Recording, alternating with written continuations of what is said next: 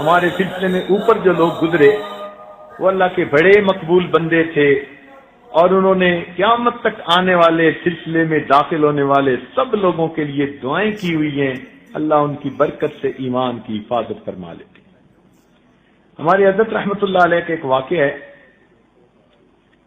Reunion میں تشریف لے جاتے تھے، وہاں کے ایک عالم بیت تھے اور اس کے سب بیٹے اور بیٹیاں عالم، حافظ، قاری، عالمات، حافظات، قاریات تھیں، تین خانہ ہم آفتابس، اس گھر کا ہر فرد سورج چاند کی طرح چمکتا تھا، لیکن ایک ان کا بیٹا جس نے فرانسیسی زبان پڑھی اور یونیورسٹی میں پروفیسر لگ گیا، وہ لڑکا ایسے ماحول میں پھنسا کہ سرے سے دہریہ بن گیا۔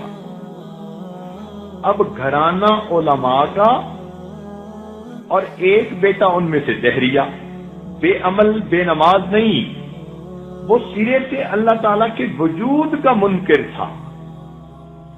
وہ عالم یہ واقعہ خود سنانے کے بعد کہنے لگے کہ ہم میاں بیوی راتوں کو روتے روتے رہ جاتے کہ یہ ہمارے گھر میں سے ایک بچہ کیسا نکل آیا، کسی کو بتا بھی نہ سکتے، میں مسجد کا پیش امام، لوگوں میں میری اتنی عزت قدر، میرے بچے اتنے نیک، میری بیٹیاں اتنی نیک، اور ان میں سے ایک گھر کا فرد وہ دہریہ بن گیا۔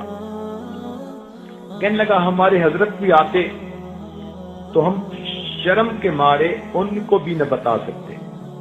یہ بات ذہن میں رکھیے کہ جس طرح مریض کو چاہیے کہ ہر بیماری اپنے ڈاکٹر کو بتائے تب علاج ہوگا، اسی طرح مرید کو بھی چاہیے کہ اپنی روحانی ہر بیماری کی اطلاع شیخ کو ضرور دے تاکہ اس کا علاج ہو سکے۔ اگر مریض شرم کرے کہ میں ڈاکٹر کو بیماری کیسے بتاؤں تو اس کی بیماری کا علاج نہیں ہوگا۔ اسی طرح مرید شرم کرے کہ میں اپنا یہ گناہ کیسے بتاؤں تو اس کا علاج نہیں ہوگا۔ ہمارے مشائخ نے کہا کہ مرید کو چاہیے کہ شیخ کے سامنے دل کا حال اس طرح کھول لے جیسے کوئی لڑکی اپنی ماں کے سامنے اپنا سب کچھ کھول دیتی ہے۔ تو خیر ایک دن انہوں نے حضرت کے سامنے اپنے دل کا غم کہہ ڈالا۔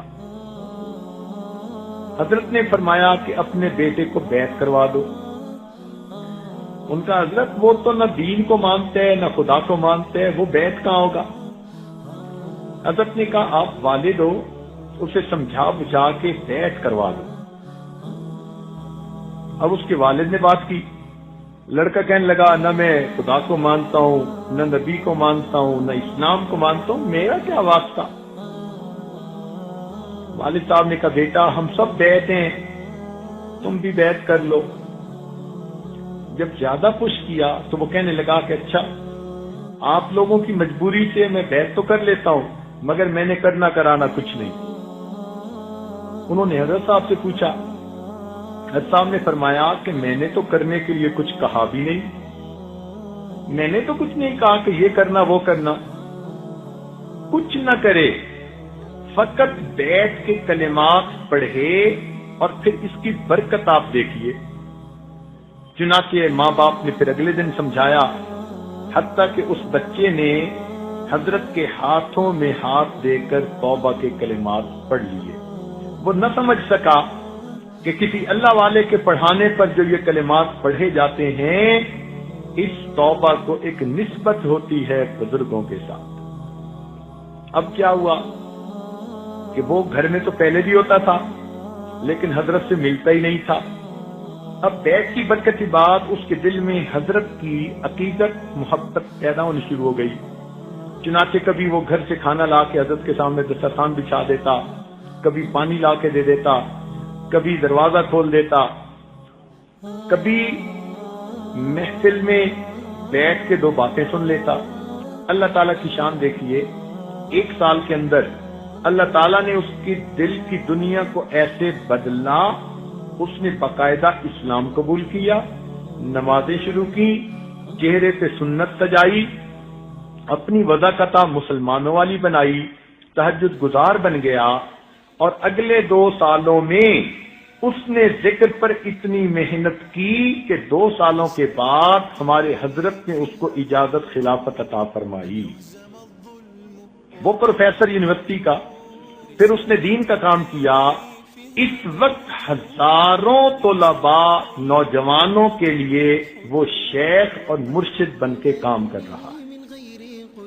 یہ نسبت کی برکت ہوتی ہے کہ دہریوں سے بھی اللہ تعالیٰ پھر دین کا کام لے لیا کرتے ہیں. اللہ تعالیٰ ایمان کی حفاظت فرماتے ہیں.